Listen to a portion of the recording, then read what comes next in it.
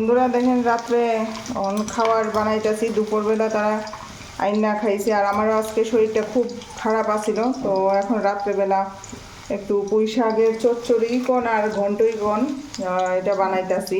তো আমি পুঁই শাকের ঘন্টই কই, এই যে পুঁই শাক আর একটু আলু, পুঁই শাক এটার সঙ্গে মিষ্টি কুমড়া দিলে খুব ভালো হইতো। আলু দিলে প্রথম আমি এমনি দিয়া লইলাম খালি তেলে। তো একটু আমি এখানে নুন দিয়া দিমু,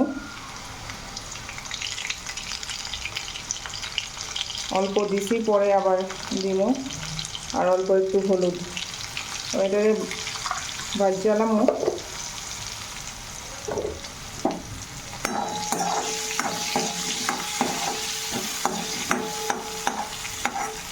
তো আজকে আর রান্না করছিলাম না, আর এই যে পুঁই শাকটিও দিয়ে লইতাছি, মানে একটু সাপলাইলাম আর কি, পানানির মতন করবো।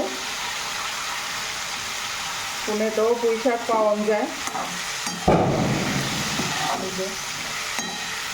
দুটা নেয় একবারে দিয়ে সম্বাস।